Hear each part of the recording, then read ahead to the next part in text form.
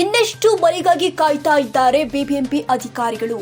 ಮಲ್ಲೇಶ್ವರಂನಲ್ಲಿ ಬಾಲಕನ ಸಾವಿನ ಬಳಿಕವೂ ನಿದ್ದೆಯಿಂದ ಎಚ್ಚರವಾಗದ ಅಧಿಕಾರಿಗಳು. ಆಟದ ಮೈದಾನ ಗೇಟ್ ಬಿದ್ದು ಸಾವನ್ನಪ್ಪಿದ ಬಾಲಕ, ಆದ್ರೂ ನಿರ್ಲಕ್ಷ್ಯ ಮೆರಿತಾ ಇರುವ ಬಿಬಿಎಂಪಿ ಅಧಿಕಾರಿಗಳು. ಗೇಟ್ ಬಿದ್ದು 1 ವಾರ ಕಳೆದ್ರೂ ಗೇಟ್ ಆಗಿಲ್ಲ ತೆರವು. ಆಟದ ಮೈದಾನದ ಮೂಲೆಯಲ್ಲಿ ಜೋಡಿಸಿ ಇಟ್ಟಿದ್ದಾರೆ ಅಧಿಕಾರಿಗಳು. 2 ಗೇಟ್ಗಳನ್ನು ಮೂಲೆಯಲ್ಲಿ ಇರಿಸಿ ಇರುವ ಅಧಿಕಾರಿಗಳು. ಆಟ ಆಡಲು ಬಂದ ಮಕ್ಕಳು ಆ ಕಡೆ ಏನಾದ್ರೂ ಹೋದ್ರೆ ಅಪಾಯವಂತೂ ಕಟ್ಟಿಟ್ಟ ಬುದ್ಧಿ. ನಾಮಕಾವಸ್ಥೆಗೆ ಅರ್ಧಂಬರ್ಧ ವೆಲ್ಡಿಂಗ್ ಮಾಡಿಸಿದ್ದಾರೆ ಅಧಿಕಾರಿಗಳು. ಗೇಟ್ ಬೀಳದಂತೆ ಅರ್ಧಂಬರ್ಧ ವೆಲ್ಡಿಂಗ್. ಮಕ್ಕಳು ತಗುಲಿದ್ರೂ ಗೇಟ್ ಬೀಳುವ ಸ್ಥಿತಿ ನಿರ್ಮಾಣ. ಗೇಟ್ ತೆರವು ಮಾಡಲು ಸೂಚನೆ ಕೊಟ್ಟರು ಕೂಡ ಅಧಿಕಾರಿಗಳ ಕಣ್ಣ ಮುಚ್ಚಾಲೆ. ಗೇಟ್ ಸರಿಪಡಿಸಿಲ್ಲ, ತೆರವುಗೊಳಿಸಿಲ್ಲ. ಅಧಿಕಾರಿಗಳ ವಿರುದ್ಧ ಸ್ಥಳೀಯರ ಕಿಡಿ.